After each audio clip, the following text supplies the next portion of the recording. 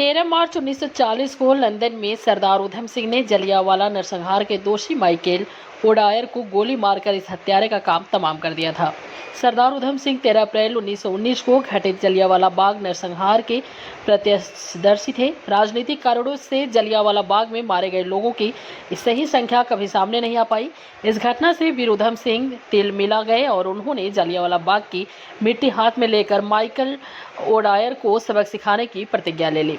अपने इस ध्येय को अंजाम देने के लिए उधम सिंह ने विभिन्न नामों से अफ्रीका, नैरोबी, ब्राजील और अमेरिका की यात्रा की। सन 1934 में उधम सिंह लंदन पहुंचे और वहां 9 एल्डर स्ट्रीट कमर्शियल रोड पर रहने लगे। वहां उन्होंने यात्रा के उद्देश्य से एक कार खरीदी और साथ में अपना ध्येय को पूरा करने के लिए 6 गोलियां वाली एक रिवाल्वर भी खरीद ली।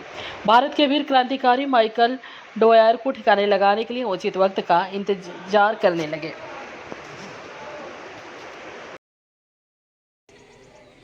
आप सबको नमस्कार है। जैसा कि आज का दिन बहुत ही महत्वपूर्ण है और महान क्रांतिकारी उधम सिंह जी ने आज हम सब देशवासियों की तरफ से जनरल ओडायर की हत्या करके जलियांवाला बाग हत्याकांड का बदला लिया था।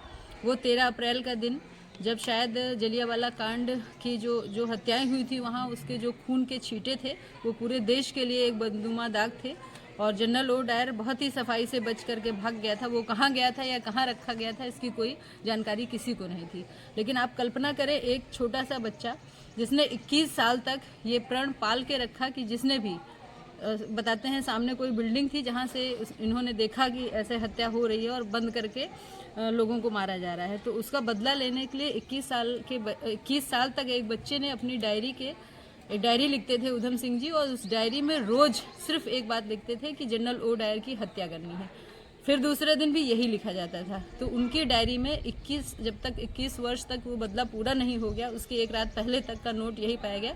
सोचिए कितना प्यार रहा होगा देश से कि कोई और उद्देश्य नहीं, कोई और ख्वाहिश नहीं, कुछ भी नहीं।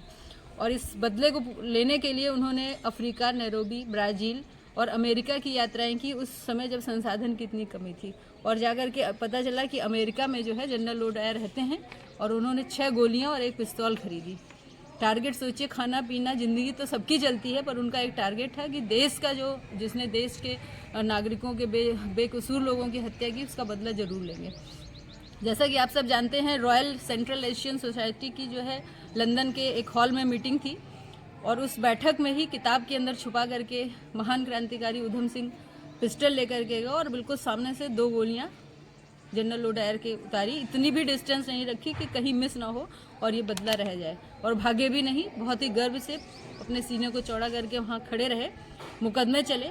4 जून को उन्हें फांसी की सज़ा दी गई और 21 जुलाई को जो है कि वहीं पे पेंटा विलेज जेल में उनको फांसी दे दी गई। और आज का जो दिन है ये बहुत ही महत्वपूर्ण है, क्योंकि 13 मार्च 1940 को पूरे देश का जो गर्व से सिर उठाने का काम या बदला लेने का काम था, निर्दोष लोगों की हत्याओं की जो होली खेली गई थी, उसका बदला लेने का काम महान क्रांतिकारी, देश के महान सपूत उधम सिंह जी ने बदला लिया। इसके लिए पूरे ही सिख कम्युनिटी को, देश के हर उस बच्चे को बधाई है जो इस देश में रहता है।